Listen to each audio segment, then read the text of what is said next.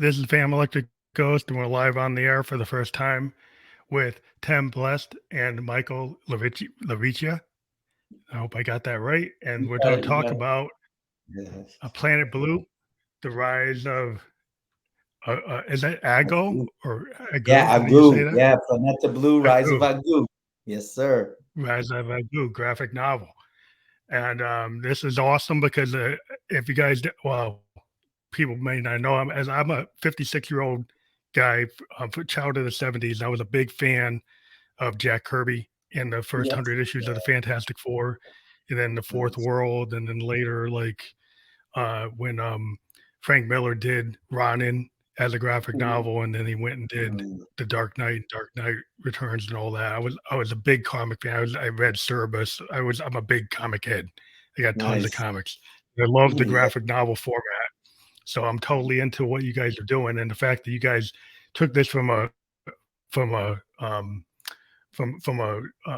Kickstarter and got on Dark Horse. So maybe we need to Yes. talk about that. But Yeah, that's a big absolutely. move.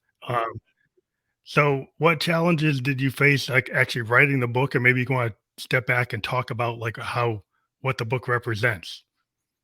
Yeah, no, definitely, man. Thank you so much for having us on the show. My name's Tem Blessed. I'm the creator and the writer of Planeta Blu, Rise of Agoo. And yeah, it was. I'm a hip hop artist too, and just like you, grew up reading comic books. Never really imagined writing one. I just was kind of like into my music, conscious hip hop music. Growing up with all the greats from Rakim for me is the GOAT, to Tribe Called Quest, Wu-Tang, De La Soul. Like that's the culture. That's the stuff that had me inspired. And so eventually when I had kids, always had that music around, but also was telling them these stories, bedtime stories, and realized that some of the silly, some of the animals that I was bringing to life in those stories. Some of it was really adventurous, and some of it they were really excited about. And I found myself kind of like thinking about it even after the nighttime, and being like, you know what, like I'm a storyteller through being an MC, through my music, and let me just see if like I want to write this. I want to write something. Let me see if I Mhm. could write it. It was always the idea was for it to be a graphic novel. So when I wrote it, I wrote it all out. I was reaching out to some of my friends that were also authors, and they were like, "Hey, there's this publisher here," and so I did get an offer to put it out in long form, right? And I was just like, "Man, nah, this is meant to be. The vision is for it to be this graphic novel, this comic book. For those that ain't familiar with a graphic novel, is comic book, but it was all written, right?" And so eventually, a friend of mine, because I'm one of those people that I like to speak things into existence, but I also like to speak them so my community holds me accountable, right? Because I'm not one of those people that just talks the talk. Like I walk that talk that I do, and so I was like, hey, I put out albums, and you all can see them on, any streaming stuff, but I also was like, I can do this. I believe in myself, and the people that I'm talking with, the ideas, they seem to really resonate with them as they resonate with me, and that's as artists, that's what it is. Sometimes you throw something out there, people are like, it's all right. But sometimes you see like kids be like, oh, there's dolphins in it. Oh, there's this kid in it that looks like me. You know what I mean? And so Yeah. all these things had me like thinking that, oh, I could do this. So this friend of mine, who was a neighbor of Mike's, was like, hey, I have my neighbor, draws. He draws really well. And I was like, I don't know. What I'm saying? I was kind of, You because can say that. everybody has someone they know that draws really well. Yeah, but vice versa yeah. was Yeah. my neighbor, his friend is like, I have a friend who wrote a book. And I was like, oh, man, everybody's Oh, who writes the book? Yeah, that book. They So want it's to the illustrate, same right? thing, yeah. So it's the same thing. Yeah, there's everyone's kind of like so the proof was in the pudding, where I was like, hey, send me, like, do you have anything? It's like, oh, he has a website. So I went on that website right away, and I was like, yo, this dude is nice. You know what I mean? I was like, I think, because part of it is like there's people that are nice, but there's not necessarily like, does it match, right? It's just like in music, you Yeah, might to hear a match your dope idea. beat, right? But if I can't really get on it, I can't really like, yeah, that's a good beat, but not for me, right? But when I saw Mike's work, I was blown away. I was like, this is amazing work. And I think it could match what I envisioned, right? And so, Mhm. So that was one challenge, was just finding the artist, because I was looking for one. I kind of Yeah, left that yeah. out. I was looking for one, and it's really hard to find. There's people that are like, man, you got this massive story.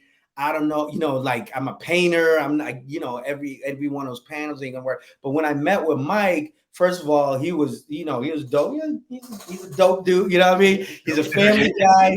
You know what I mean? He's a I'm not so yeah. Yeah, he's a cool guy. Like, we are chopping it up. We went to the same university. We both went to UMass Amherst, and That's so cool. there was a lot of things that were just aligning naturally. You know what I mean? And the Lined vibe up. was there. We connected, and then when I started talking, like, yo, how do we do this? And he gave me, he cut me a deal. I knew I was gonna have to pay. I didn't want to. Yeah. We don't talk About that deal. Yeah. It wasn't a great deal. There was what I no mean? deal. There was no deal. There was no No deal. deal. No, but he was smart. He gave me the introductory offer. He was like, hey, I can, Yeah. do the what do you call concept art, the concept art. Yeah. I can Yeah. actually do a few of the pages. You know what I mean? And then we can go See from there. where it goes. Yeah. So that was like the initial kind of hurdle, and then just the bigger hurdle. And then, I don't want to be over here just the only one talking, but the bigger hurdle was COVID. You know what I mean? When we Yeah. started, How do you do that? How do you do that collaboration? Because like with a band, I'm a musician. I'm a keyboardist. I'm Mhm. see all my Moogs behind me and stuff. But Yeah. so it's like how do you practice with a band? Yeah. When during COVID, and if you're doing a comic book collaboration, if you think about like Lee Kirby doing the Fantastic Four, they were sitting in New York in the same room, and Yeah. Yeah. Oh, Kirby be yeah. doing the panels, and then and then Lee would write the dialogue, and a lot of the Mhm. plot, like Kirby was doing the plot, but they were talking to each other, to get Spider-Man and get the Captain America, all those great books. That was a collaboration between Lee writing it, Stan Lee, Yeah. and then Kirby drawing it. And Yeah. that kind of connection you have to communicate to get Mhm. that to work. So how did you guys figure that out? Yeah. Well, with the digital world that we're in, I mean, I felt like it moved pretty smoothly because everybody was, that we were all kind of migrating to this sort of virtual interaction at World. the time. Because Yeah. I feel like we met right before Yeah. quarantine started. It was Yeah. like right before that really hit. Because the Mhm. summer is when I did, the summer of 2020 is when I did all the concept stuff, I think. So we had just started that process, I think. Yeah. And we just got into this rhythm of like, was it twice a week or something? Yeah, we we were meet like, up on we meet up on yeah. Zoom, and I'd be like, and I could just show them, this is what I'm working on, this is what it looks like, what do you think? And we spent a lot of time going back and forth, and because we work well together, there wasn't a lot of it moved pretty smoothly, and it was very productive. Yeah. With a lot So of other people, I've worked with people where it's like, wow, let's change this. Or Tim's problem is he likes to add stuff. It's not so much that he likes to add change stuff, stuff. just He's like, change these ads to yeah, he wants to add more animals. He wants to add tattoos on people, or Yeah. add a different shirt or something on somebody. Yeah. Like, put a hoodie on him now throughout the Yeah. whole book. Yeah. So that's the biggest challenge. But Yeah, I think it helped that like the story was done. You know what I mean? Mhm. I think Yeah. that sometimes when people are writing comics and the graphic novel allows for like, hey, this story, here's the arc, it's done. I know where I want to The whole go. thing, yeah. What was great was Mike would flush out some of these things that I hadn't totally thought about because I had written it out. Although a lot of the writing was in my mind because I knew it was not only going to be a graphic novel, but I thought I was thinking about it almost like a film. You know what I mean? Like, how does Yeah, this? so you had the dialogue.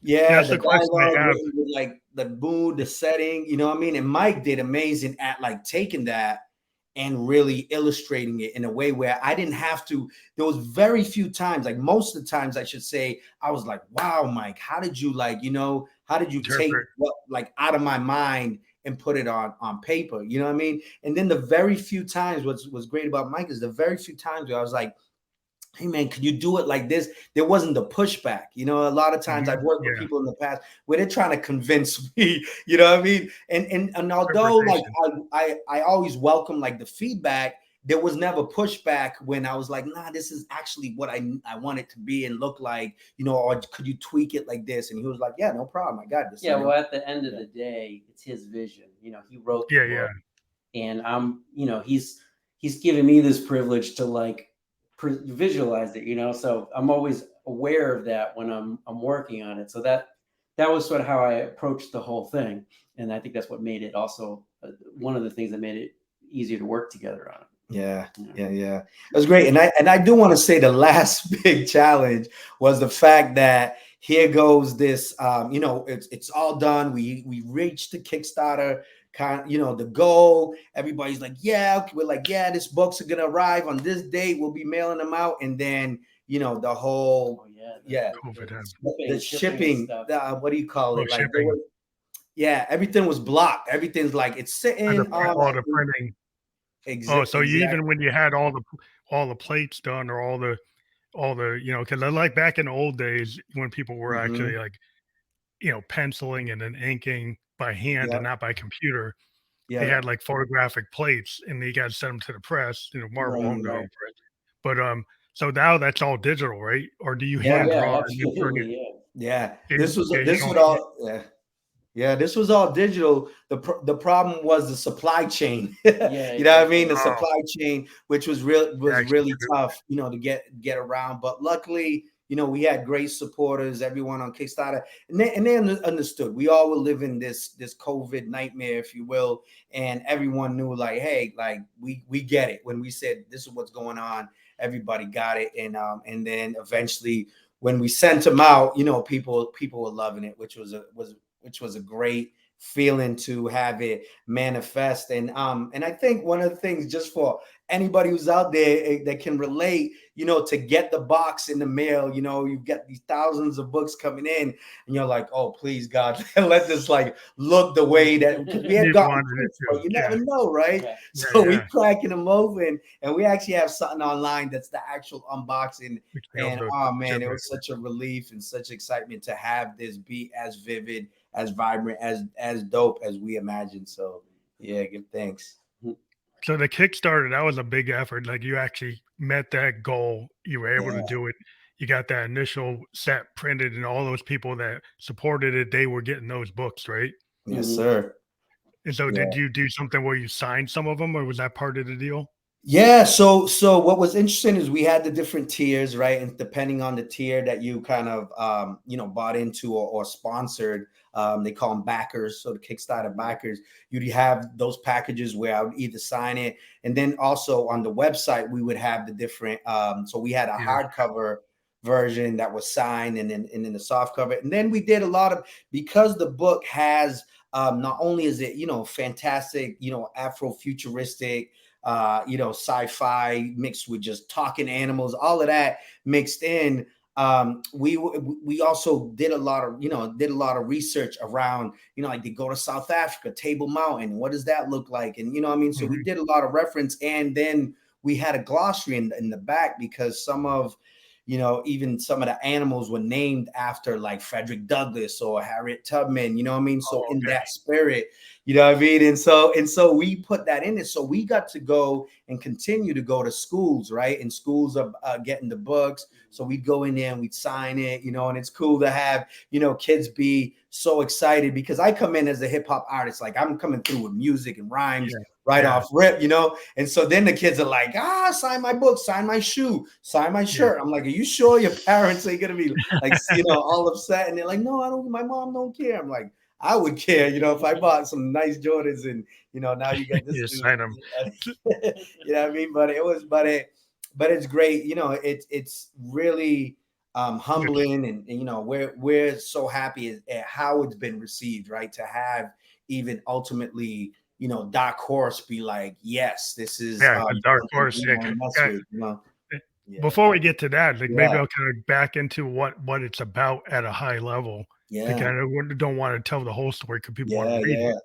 But maybe kind of give that, or maybe even talk about your influences within comics, that maybe inspired you to go with this? Like, who were your influences as a comic book writer? Like, what do you have, like specific comic book writers or artists that you were inspired by that maybe? Yeah, man. I mean, I was inspired. You mentioned, Frank Miller. I mean, I'm drawing a blank on the guy that wrote Spawn. From Image Comic, McFarlane. McFarlane. Spawn was, McFarlane, yeah, yeah. yeah, So McFarlane did X. big Inspired movie. by X-Men. The Dark Knight, man. Oh my God, that like blew my Yeah, mind. That made me really love Batman on a whole other level. And so for me, I'm an artist too, not at visual artist, not at the level of Mike. Mike's on a whole other level with it. So for me, it was always the words and the art. You know what I mean? And yeah, so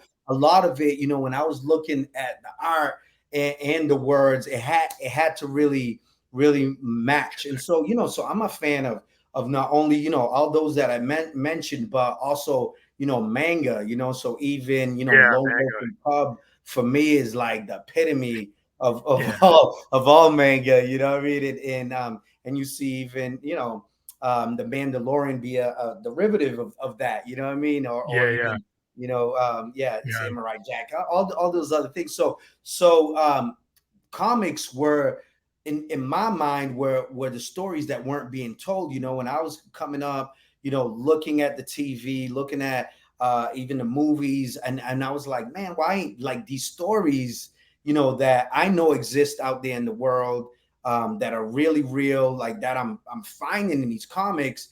Why ain't they being shown on the screen? You know what I mean?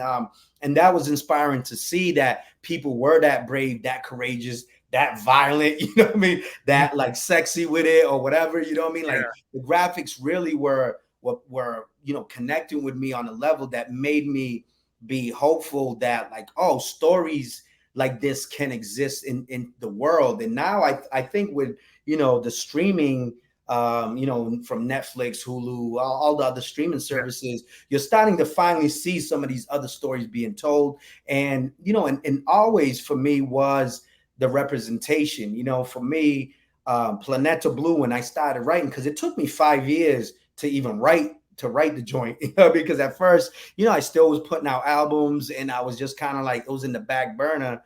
And I was, this was pre-Moana, so going back before Black Panther became, the sensation that big, it was at the box office. So I was like, man, like, where are the Black characters? Where are the yeah, youth of yeah, color? Because we need to see them. I want to see them. I want my kids to see them. And there's, millions of kids around the world that want to see that. And as we know, Black culture, all culture stories should be told. And yeah, we know everyone loves Black culture stories too, just like we love the Italian stories, we love the white stories, we love like all these stories. But why is the Black yeah, superhero seem to be like, all of a yeah, sudden you're a Black man, you know what I mean? Or the Black man, everything's like the Black whatever. And so, yeah. for Why is it gotta be like that? yeah, Yeah, it's man, gotta be growing like up, that, right? And so I was like, that was part of the inspiration, was like, hey, let's have these kids. I'm also a youth advocate and youth worker for years, still do it to this day. And so I'm like, man, I know these youth. I've been working with them. These four characters, a youth that I know, I've seen, I've worked with. I've seen, the silly kid like Angel, who's the brother of Lares. Lares is our lead.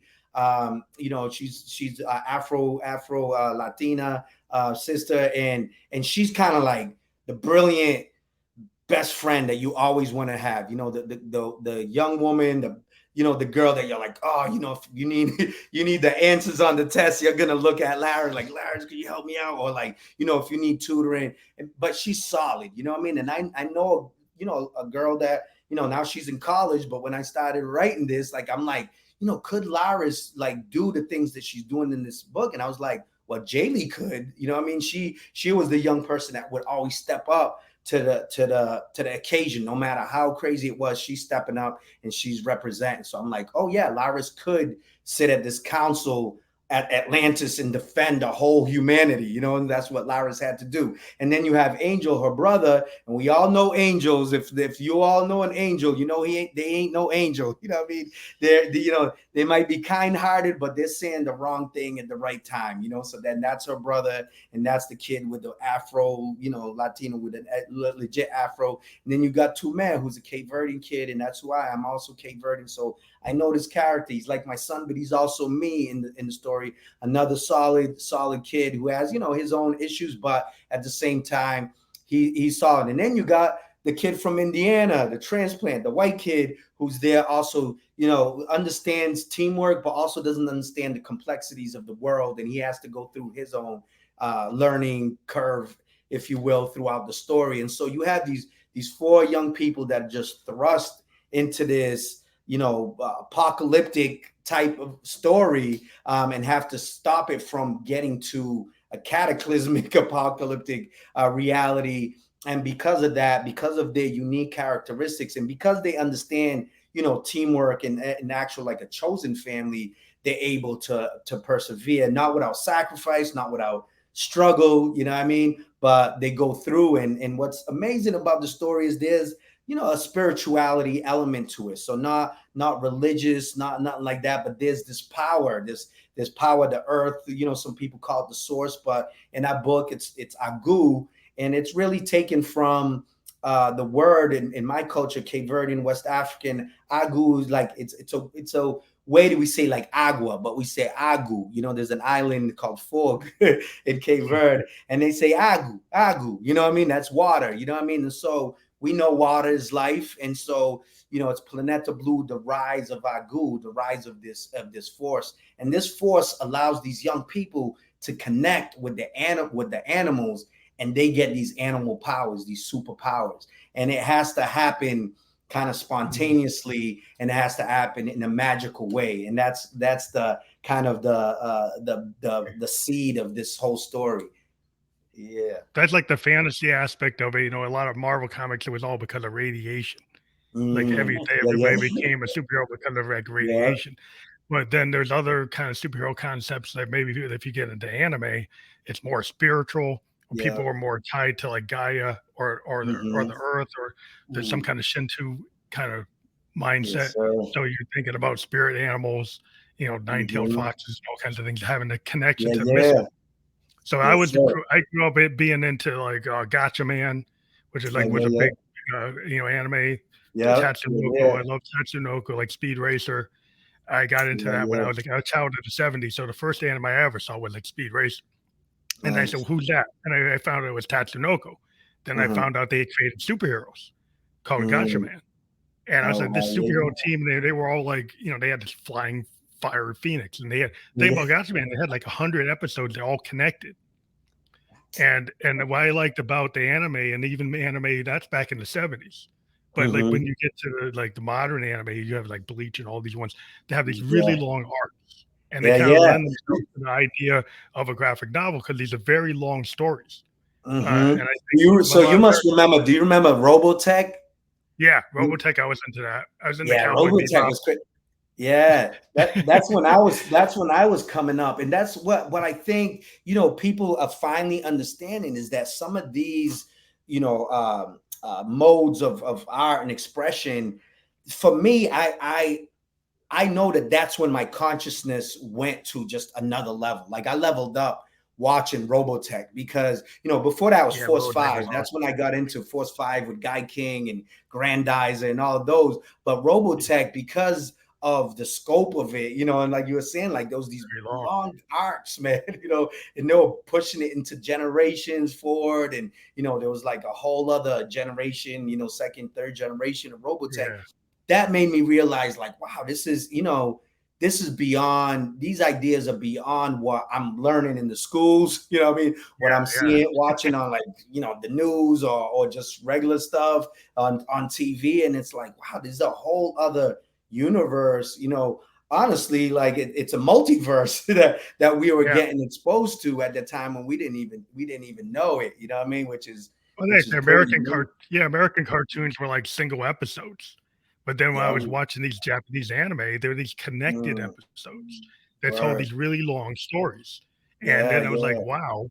And then I got into reading, I went to the comic book shop as a kid and I was reading like Dave Sims' Cerebus. And there was there's like 300 issues and it's this big, long, multiple arc, independent book that was like, what we started doing in the 70s, like we knew there was Marvel and DC and Charlton and all that. Yeah. But we started going to the comic shops and then finding these like independent books. And we would go read like, like Cerebus and Flaming Carrot and like all these like, Dark Horse and, Spawn and all these comic book companies that were outside and they had more adult themes. Like they had like some comic books that weren't like approved by the code. So you could see stuff that wasn't in the code books. And then you get these deeper ideas, the more like manga, the more like anime. And I was very drawn to the fact that you could watch these, the like Death Note is way beyond anything the comic code would ever do.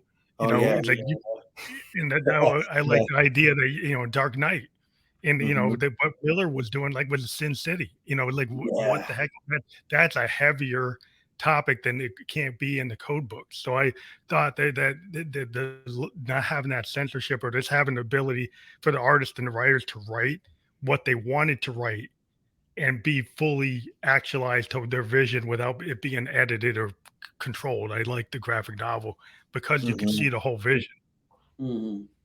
Definitely. Mike, what was some of your influences? Because this dude's like he can go deep with it. Yeah, I'm trying to figure how dense I should get, but so I'm a child of the 80s. So I'm born in the late 70s. So a lot of the stuff that I was consuming in my very young years was more TV and like newspaper comics. So it was like Garfield was such a big deal like the early 80s. Did you get into Calvin and Hobbes at all? I missed Calvin and Hobbes for some reason. I didn't get to that till I was in like high school for some reason. But like the Saturday morning cartoons, like obsessively watching that stuff. And so I was mimicking that stuff up until about the first Batman movie came out, the Tim Burton movie. Yeah. Tim Burton, Yeah, what's funny about that is that I love that movie, right? I wasn't collecting comics, and I bought Batman cereal, right? And they had a rebate in it. If you turn the rebate, you got comics, and those were my first comics. I sent in the rebates, and it was these like reprints of old Batman comics, and I was just like, "What is this?" Like I hadn't been exposed to that, and I told a friend of mine, and this is probably 5th grade or something. I was like, "I read these comics; they're so awesome." And he's like, "You have to read X-Men." That's what he said. He's like, "Have you read X-Men? You have to read it." And so I think I went to it was like a spinner rack in a drugstore or something like that. I got an X-Men classic. I remember the cover. X-Men classic. X-Men classic, and it was just like it was like a John Byrne story or something. But the Byrne. It was a totally when they became that new group because their book was almost going to get canceled. Yeah, and then they came out Claremont in Austin, and Byrne. It initially was done by somebody else before Byrne came in, but they got at number 94 in Giant Size X-Men #1. They really changed the whole team. And it kind of took what Kirby and Lee had done with the Fantastic Four to create a team that had flaws. Was brought to the max. But with the X-Men is they had these kids that were like mutants and they were like they were outcast and they still had this rich benefactor, so they kind of like had their own building, and so they had all this stuff, the danger room and all that. But what they had the flaws, they had the issues, character flaws within their own group, and the fact they had a leader and Wolverine didn't always want to listen to the leader. Didn't want to listen to Cyclops. He always had a fight with Cyclops, like likes his girlfriend. That love triangle, even in the cartoon, is so funny because people love that the Cyclops Wolverine Jean thing. Everybody's always. I always sided with Wolverine. There was no competition. It's just Wolverine. He was just a pure guy. Wolverine's a pure warrior, and the other guy is trying to be like Captain Kirk or something, trying to run everything. And Wolverine's like, I can feel this. I know what to do. Kind of like because Jim Lee, who I was a big fan of Jim Lee when he was doing X-Men. So when they rebooted X-Men and they did the it sold like bazillion copies. Like it was like the biggest thing. But they asked him like, well, who was his favorite character? He's like, I love drawing Wolverine because I'm short, he's short, you know. And that was it. I was like, he draws him so well. But I was like heavily consuming comics in the 90s. Like I would do my chores.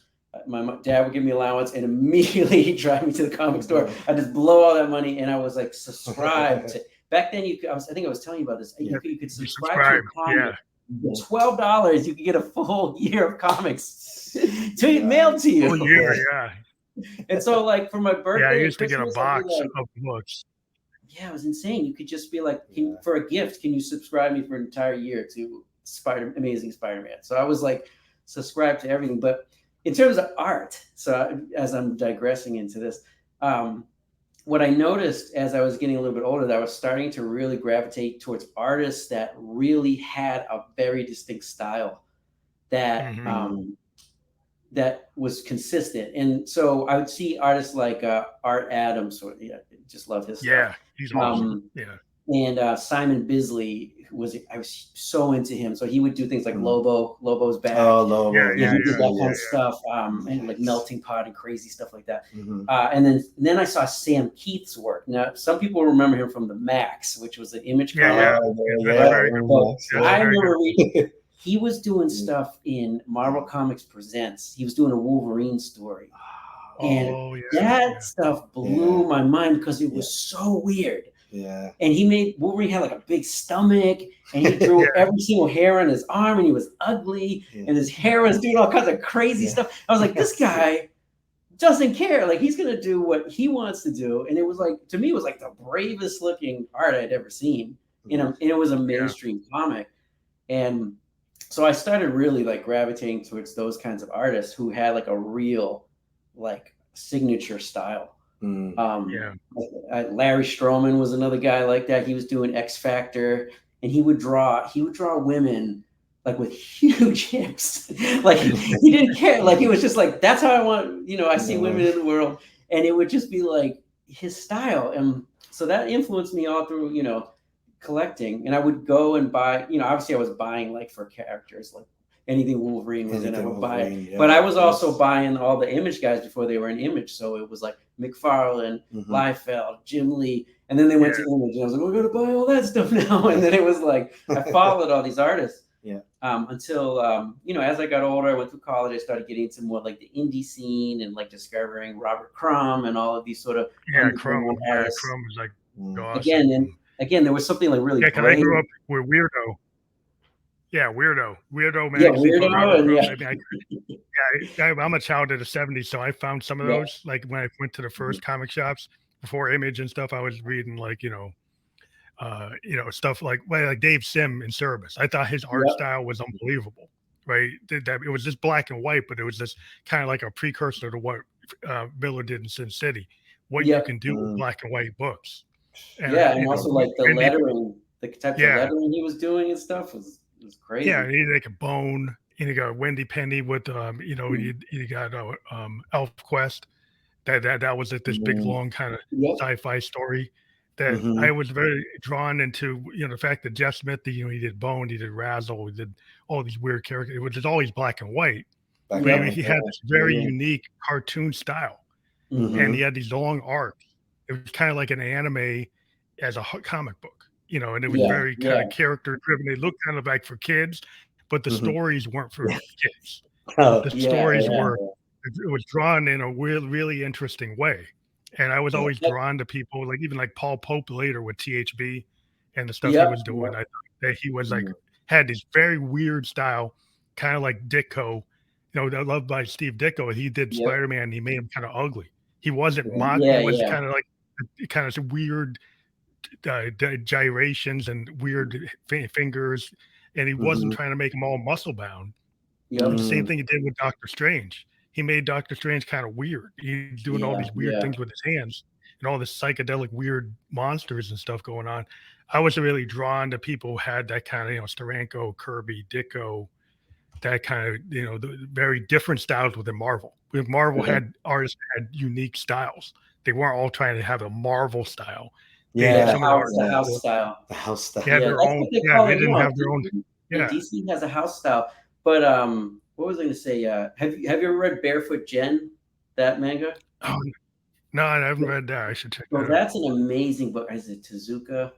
I'm going to butcher it. So that's a manga that's about the bombing of Hiroshima, right? Oh, When I read, so it's like, I don't know if it's like 20 volumes or whatever, but I'll tell you, like the first volume of that book, which goes on about this young little boy who survives the bombing. But the way that it's drawn is it's drawn like a Disney cartoon almost. It's that kind of oh, style. so Right? he did Astro Boy, right? He did Astro. Yeah, he did Astro Boy. okay, He did yeah. Rise of the Phoenix, I think is one of the huge ones. But yeah, He has a lot of cool huge characters. name. He did Buddha, the Buddha Oh, series. the Buddha. That's but an again, like series. super serious content. So there's a that to me is like blew my mind about like, okay, we can take this like really intense content that we really need to communicate serious concepts with, but we can package it in such a way that there's still like entertainment value in this horrible stuff. Yeah, it's like but Disney level. It looks like Disney, but it's like adult. That's the thing about but it Japanese resonates. books. And I'll tell you, that book has stayed with me for decades. Just like the stuff that happened, like that kid's story has stayed in my brain. Yeah. But you know, when you give it a first look, you're just like, oh, it seems like, you know, it's lighthearted. But I think it's kind of interesting to kind of handle material that aggressive, to take it in the other direction and make it sort of soft and easy to digest. It's like one of the magic of comics, right? It's like that's where you see you can really, like you were saying about the images of people they look sort of like frenetic and, you know, they didn't look perfect. That's where you really utilize the benefits of the medium, right? It's like you can, you know, we could just make a movie to somebody and film them, and it's if we wanted it to look perfect. But what can we do to sort of exploit the medium and use it to his advantage? So you kind of exaggerate. Like Miller is really good at this kind of exaggeration, and Kirby used to have these massive 2-page blow ups and things that are like way beyond reality. You know, like you think about Ben Grimm, the Thing, and he's punching some robot across the room. There's all these Kirby machines. It's like it's not reality. That reality is like way beyond reality. And that was what the whole thing about like the Marvel universe. I think people got drawn into it because of that kind of Kirby mindset. I mean, a lot of what their stuff is Kirby's mind. You know, it's like his mind to build all those crazy machines. What Wakanda looks like. That's a lot of Kirby's idea. You know, that's all his like, Kirby machines. People have all these over exaggerated kind of capabilities, but that was like the fantasy element of it was as a kid to me. I was like, I loved having the comic books to go to, you know, to kind of get caught into it. It was, you know, something I would look forward to. Go every Tuesday, going to the newsstand and grabbing a book. You know, I saw like Miller's Daredevil before he did The Dark Knight. And he actually turned Daredevil into like a Dark Knight. He made Daredevil like his precursor.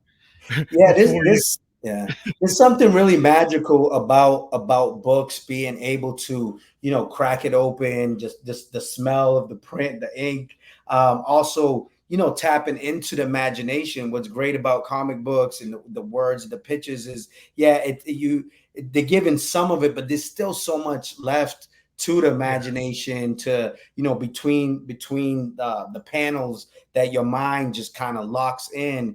And then also you can get lost in some of this, you know, these images. You know, for me, Frank Frazetta did that, you know, with his stuff. But then, you know, there's so much, like I'm still, you know, I still go to the comic book shop, you know, to this day. And you just, you know, sometimes I just go in there. I usually always leave with something, but I spend, you know, sometimes hours really just looking at these cover art, right? And going through and just looking through. Oh man, that was trying crazy. to find the next thing that kind of draws your attention. Because I was always somebody that liked to find a new book, not just for the number one, but like to find somebody that was interesting. That's how I found Paul Pope, and I said, well, "Who's this guy? This guy had this weird look. It's very strange." And I'm like, "That's a very strange look." You know, if you think about Paul Chadwick and a Concrete, and you know the Savage Dragon, there's certain looks. Some of these books, you know, like McFarlane in himself, like the way he created Spawn. That you look at that, you know, kind of taking what he did with Venom and Yeah. Carnage, and then taking it as a, well, I'm going to create something of my own. But he kind of saw what he was doing with Venom and Carnage, and then suddenly he made his own thing. And it's like, wow, this is something totally unexpected. Yeah. And, What's dope, just to, I don't know if the point was clear, in Spawn, to have this main character be African American, be black, and his wife be black, and the best friend is black, not in the movie, but on the comic book, his best friend is black. And then, and it's not, once again, it's not like black man, it's just Spawn, it's just this dude who's a mercenary. revolutionary. Yeah, that was, you can so just Shadowhawk. Remember Shadowhawk from the Image? Yeah. That was one of the Jim Valentino. So they did that too. It was like, I think they were thinking like, how do we, this is a new company. Let's reflect the audience. Those were guys who go into all these conventions. They were huge in that era. So for them, when they shot up Image, they saw what the fan base looked like. Yeah. And they had that flexibility to do that. Well, it is important to like if you look at the comic books, in the 70s and the 60s, like you said, if there was a black character, it's Black Panther, Black Goliath, maybe Falcon, they didn't call him Black Falcon, but Falcon was the only one, one of the only ones that didn't say black. He's like Falcon. Here you go. You finally got one that doesn't say that. Yeah. But maybe Luke Cage. But then it's like that's kind of like. Yeah, but it's like where is the original idea, like a Spawn? Like, how come you couldn't have come up with that? Yeah, that's cool that you came up with the idea with your characters to kind of focus that without having to say it. Just I think that's important because some people, I think they would. Why do you have to put that as an extra characteristic to let people know it's a black book? Yeah. But no, man, it's just fascinating to see where we're at, because for us, growing up, like having this go from the books to this billion-dollar industry that Marvel is now, to see some of these characters come to life and to be done right, to see where Spider-Man, the multiverse, across the multiverse, some of this stuff that now you see from the first movies being like Spider-Man like going up like this on a rope, when he shoots the web, it's like a net that goes on somewhere, to see like these big budgets, and it done well in a way that and it's interesting, and I don't, the nuance thing is to have some of these kids, and I'm getting mad at my 13-year-old because I'm like, hey, let's go watch the new Teenage Mutant Ninja Turtle. Like, it looks weird, and I'm just like, what? Are you kidding me? Like, because they're like most kids now, they're just spoiled. You know what I'm saying? For us, it was like they got so much. They're like, let's go watch Barbie or some shit. You know what I'm saying? Like, we ain't watching Barbie. Let me stop right there. Get the weirder stuff, like Teenage Mutant Ninja Turtles. I bought the books, and those guys were from like Northampton, Mass, and they actually had a comic museum, and I actually met them, and I had them sign my books because we're actually the town next to that right now. So, they had a comic museum, and they used to have guys come in, and they had a bunch of artists come, and they had them sign a bunch of books, at their museum, and it was just cool because that was like the independent comic era where like people were just putting out all kinds of stuff, and it wasn't like mainstream. It's not the Fantastic Four, it's not X-Men, it's not that, it's something different. It was kind of weird. And maybe the kids aren't as into that weird thing. Growing up with like Weirdo or things like Howard the Duck, like who would buy that today? They're into weird YouTube videos. That's what they're into now. It's totally a different. It's a different. No, it's I mean, there was something always dope about.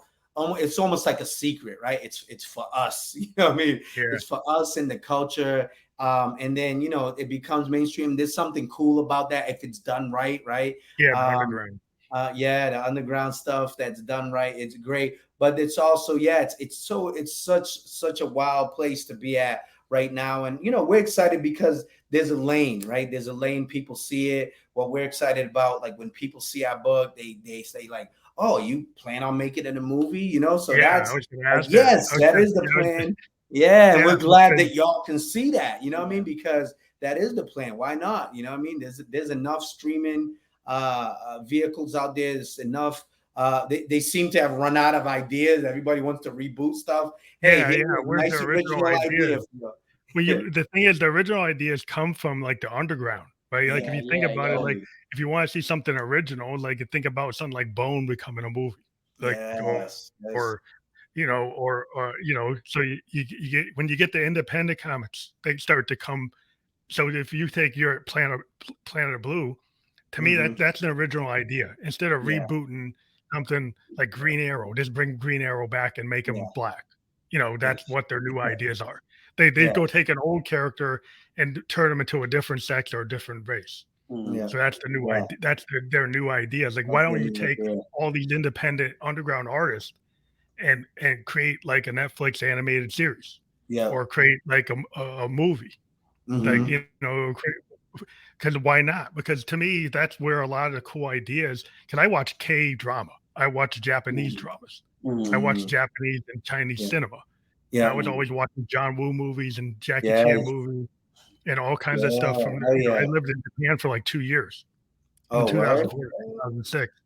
And Mhm. I just used to go to all these places to pick up the manga, the original manga, and Yeah, I would read it yeah, and to kind of learn Japanese. But it was just amazing that you go on the subway and there were like salarymen, there was grown men reading the manga.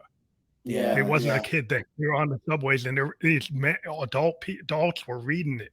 It wasn't yeah, just for kids. That's where it yeah. has this perspective, and you see the TV when you watch Mhm, Japanese TV or Korean TV, you see a lot of spiritual stuff. You see a mm, lot of ideas that are not reused, they're brand new ideas. They're yeah, like concepts that people don't in the West use to make a TV show mhm, or cartoon. There's a lot of stuff that's very spiritual or science fiction or yeah, like goth or this coming from a different place. And I like that idea that they're not afraid to yeah. try those things. Oh yeah. No, that's what's so important, man, is because we're sick of like the usual tropes, it's like, man, there's so many stories out there, stories that need to be told. And you see how people get excited, like, for us, it's always exciting when we talk about like, yeah, like these young people get taken underwater and they're put on trial for what the humans have done to the planet. You know what I mean? And Lares, who's our leader, who's our lead out of this 4-person team, thinking of Fantastic Four. But she speaks with truth, you know what I mean? And because she does, the water vibrates, you know what I mean? And all the animals like, oh, she's speaking, with True. this, and it's just like whenever we hear someone that really speaks, like it hits you, you might even get goosebumps. And Yeah. for me, it's like, oh, like how could this be like how is she gonna really convince these animals that like give humans another shot? Because as we know, humans are like the terrible. They're the worst. The worst creatures Yeah, Worse, they're the worst. worse. Yeah. And we Yeah. even have a You found a scene way there to where I was like, yeah, go ahead. you Sorry. found a way to connect it. Like you found a way to have their powers like be connected to Gaia, connected to the Yes. world, and then Yeah. be able to communicate with the animals, which is kind of like an idea, an Eastern idea, or an Mm-hmm. idea that's outside of Western culture. You see a lot in other cultures where Yeah. you have a Oh, lot of spirit animals or ideas where you're yeah. tied to the earth or you're tied to like the like the universe. So you have Yep. universal, like in Buddhism, you have these universal concepts Yeah. of like laws of Totally. Yeah. attraction, I mean, I'm a big law, I'm a cause big and fan effect. of yeah, big Yeah, fan of like Studio Ghibli, Hayao Miyazaki stuff, which always is connected to the earth and how do we, help preserve or be a part of this ecosystem as yeah, opposed to that's awesome stuff. dominating the ecosystem and raping and extracting the minerals and basically like vampires, or basically like, the Like classic vampires, yeah. Matrix, like, like where, a cancer just kind of like taking eating and consuming till that you kill off what it is, like the body, Yeah, if it use that analogy of the cancer. And that's what we see now. I think as as artists, I think for me, you know, and Mike, because we have the same conversation all the time, is like, you know, how do you do something, you know, for the culture? And I love that hip hop is saying that, you know, it's for the culture, you know, and it is. It's always been about, you know, keeping it real, being real, you know, not doing something like at no point is like, hey, we're gonna do this so we can get rich. You know what I mean? That's never been like the intention, right? It's like, hey, It let's was tell the authentic. story. Yeah, Yeah, just that like people are back in gonna. the day, just people able to take their rhymes and take the Mhm, tools, like take the 808s and the mhm, 909s and be able to take the Kai MPCs and put something together and not have to have a studio. You could actually be in your room with an mhm. 808, some Yeah, records, and actually start, using some samplers and actually come yeah. up with your own groove. And you're kind of like you did what Chuck D was saying, hey, are those sampled beats free? And like, I'm minding these things because it's something I can't do. Mhm. And I used to always be listening to De La Soul, Yeah, and I loved like De La Soul Was Dead and yeah. FIFA High Horizon and everything the Bomb Squad ever did. Mhm. I was just totally like that to me was like, I'm a musician. I play Moogs and stuff, but I respected the Bomb Squad. I respected Oh, De La yeah, Soul. I respected original rappers because I yeah, saw what they were doing. yeah, It's art. Because if yeah. you see, if you can express yourself, and being into jazz, being Mhm. into fusion, there's a lot of links now today between fusion jazz and bebop and hip hop. There's a lot of Yeah, people using a lot of jazz musicians and integrating into hip hop yeah. because it makes sense. Because Oh, it's totally, totally. And all this Coltrane stuff, made yeah. And it's no, what's dope is how much like, you know, kung fu, kung fu movies yeah, to hip hop to comics, like it just all all integrates. integrated and connected, because I think there was just this this awakening that was happening in these mediums that weren't, they weren't mainstream, but the people, the masses were all like, "Oh, these stories are resonating. This music is resonating.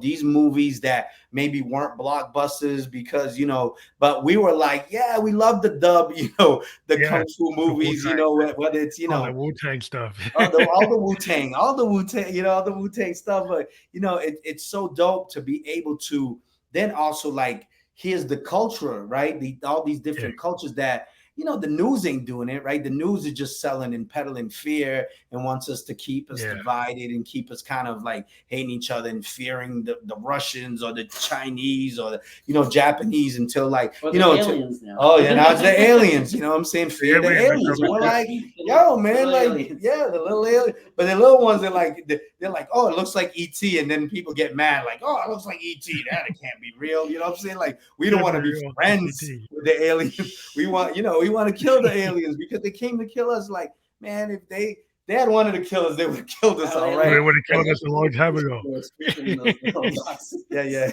You see, really at peace. There was They seem Zen light. really kind and nice to Yeah, me. there you go. See, not But I was threatening. really like I saw some parallels with jazz, like Coltrane's "Love Supreme." He used to, he's chanting that line "Love Supreme" as like a Mm, poetic line, and then you yeah, get the Sun Ra like "Space is the place." He's like saying "Space is the place," and he has that song "Nuclear War." It's kind of rapping. It's like in this, yeah. he's saying this stuff, and Oh, and hell and yeah. there's a lot of examples of like a lot of jazz artists that use Mhm. spoken word Yeah, in their jazz, and it kind of lines up with hip hop where totally. and so I think that there's a natural connection there to see like, yeah, that's I think that's an acceptance that there's a cross, pollination there of what you Mhm. can do.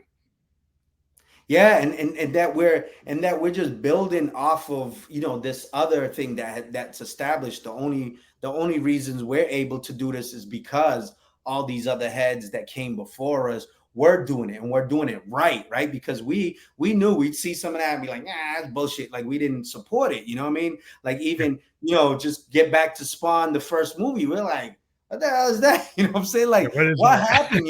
Even though, it might have like the main actor, but everything else, and it wasn't until HBO did it, you know what I mean, as a Yeah, we series, they're did it. like, Yeah, oh, okay, here we go. Like, thank now we God got that it. y'all rescued it. You know what I mean? And so I think, people can feel the bullshit, if I can swear on here, people Yeah, can yeah, it's feel cool. the Yeah, bullshit, right? They know, we resonate. Like I believe in that, like this kind of conscious, this mind that we're all connected to before the internet. Like people are all, you know, interconnected in a whole other way. And so that's what we always wanted to do, is have a story that would actually inspire the young people, would have, you know, even though the story is dealing with some pretty heavy stuff, like, you know, apocalypse-ish stuff happening, but here's these colors, you know, and here's, you know, behind us, like these real vibrant colors where you can take this in and take this information and even realize, like, man, although we lost this one, although this had to come through with a lot of pain and suffrage, we will persevere. Like, we shall like, that has to be, you know what I mean? I don't want to give out the end, but at the end of the day, like, the youth got to be able to feel like, or whoever reads this, because as we know, we all consuming. As a grown man, I'm still reading this, and I love watching, you know, these, whatever, any cartoon, any animation, whether it's for adults or kids, I'm eating it up too. But we want people to leave in a place where, you know, ideally, at least for what I've been writing, is like to be inspired, just like all of the other folks who are writing this stuff, where it's like, man, that was heavy, but we made it, you know, like, you know, Daigoro's still alive, you know, even though his pops died at the end, you know, of Lone Wolf and Cub. It was like, Daigoro still, sorry, man. Oh, those spoilers. Yikes. Those spoilers. but you want to have something that's inspirational and uplifting. Yes. And it can be serious along the way. Kind of like a Star Wars movie. You have the Empire Strikes Back, where the Empire kind of kicked their butt. Yeah, and, you know, then it's just like, well, you at the end of that movie, it's like, oh, they lost. Yeah, they lost. It's like, what happened? Army's gone. Holy shit, they're done. It's like, oh, well, how did you do that? But like, you come back, you know, the next one you come back, and then people are like, well, that wasn't as good. But I think it's awesome that you integrate, that you have the hip hop audience that you can kind of bring along into a graphic novel, and that's also good for the kids to get into literature.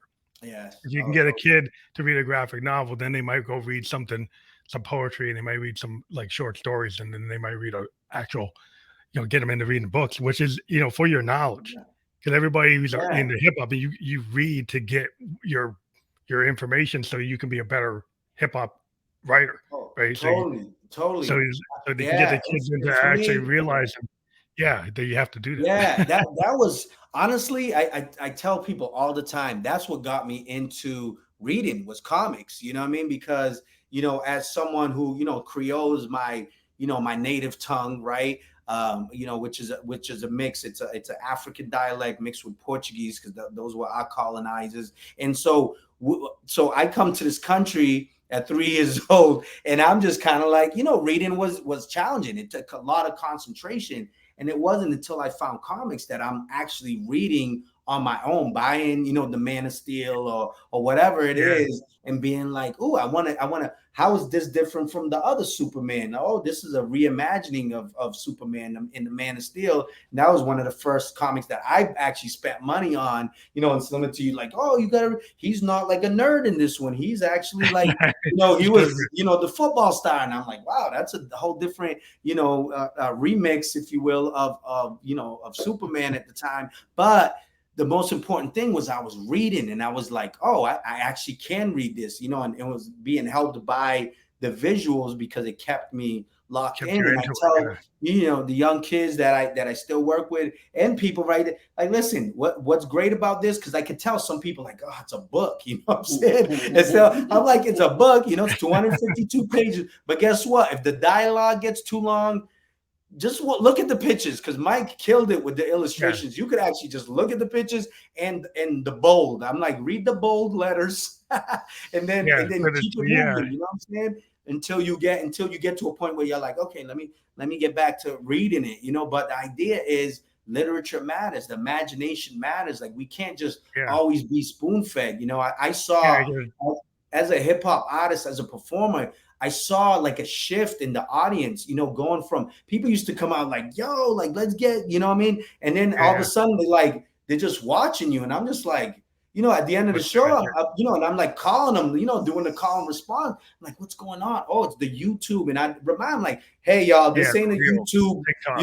Yeah, show. Like, TikTok this is real generation. life. I'm going to be calling and response. Put your hands up. Let's go. When I say this, you say that, you know what I'm saying? And all of that, would remind it. And luckily, I'm glad to say that there has been another shift where kids are generally, because you're like, oh, hip hop is here. Oh, graphic novels is here. And kids are generally like, what's up? And then you drop the beat on it and the kids lose their minds, which is great. It's great that the genre, because it's words, right? It's spoken words. It's still truth, right? We're speaking about, and it's like we are saying, like people can tell what the bullshit is at. We all have bullshit Like, sense.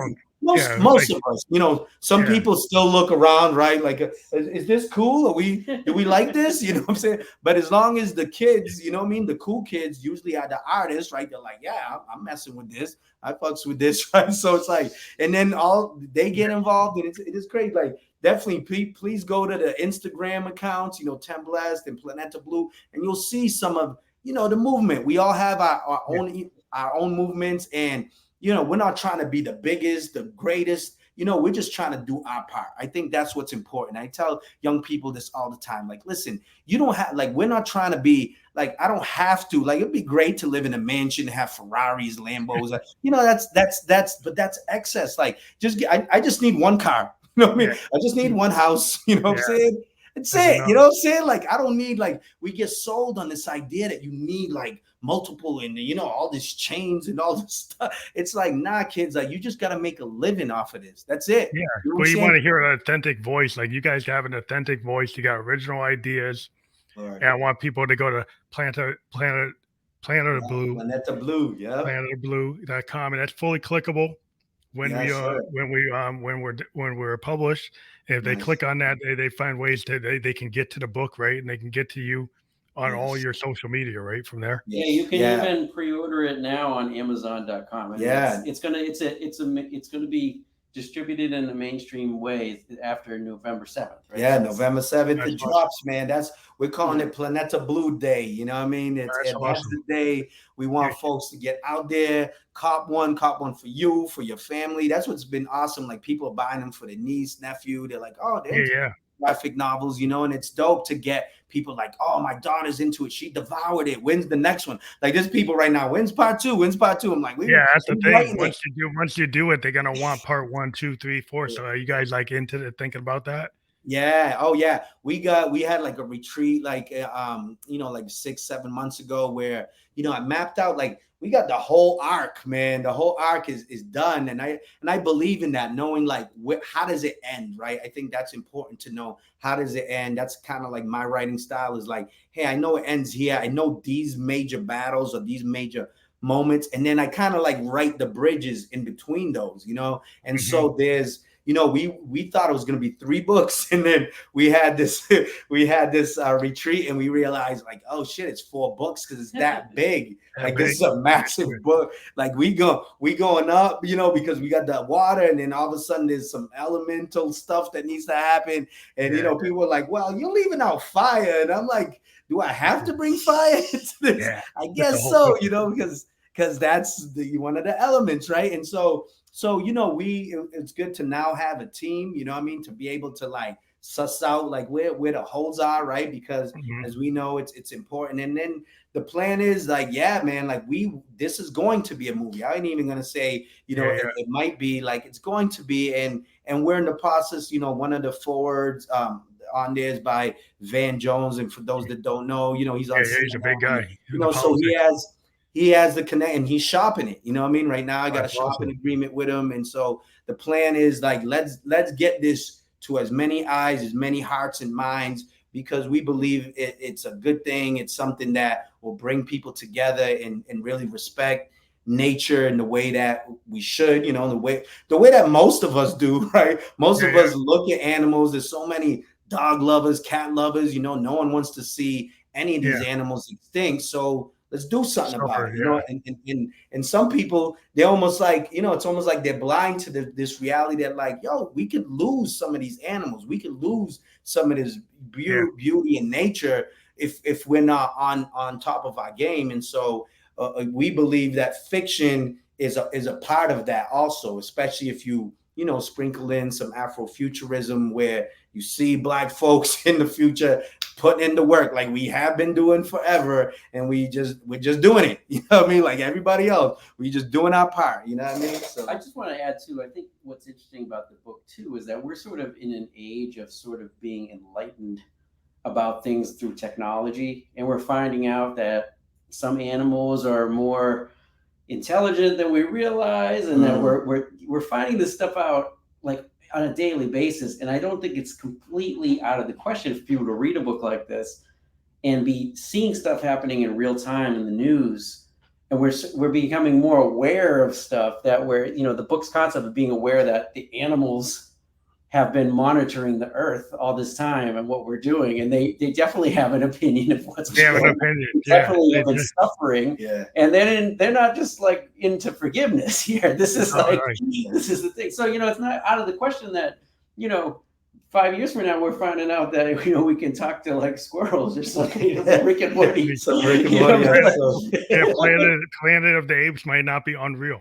I mean, the idea crazy stuff is happening. Rod Serling, when he did that movie, was kind of like these animals realized that like humans messed it up and they took over. So that was the idea. Science fiction kind of tries to show you that you could cause your own apocalypse, and then you're going to deal with it. And that's what that was about. I mean, Rod Serling wrote that. People don't remember that Planet of the Apes movie was a Rod Serling idea. Yeah, but have you seen that? There's this documentary on Netflix now called Ape Empire. Oh, It's all about like how like now we're seeing that the social interactions are way more complex than we ever thought. And it's like we're finding more and more to the point where we're going to get to a point where we really get it, and then we're going to be terrified to realize, we've been, eating all these cows and chickens, and we're thinking, they don't care. They don't know what we're doing. Yeah, they're very conscious of their situation, and they're more sentient than we thought. Even at the insect level, there's more sentience than you thought. And so there's a lot of people don't understand that world. There's a lot of things you can do there too.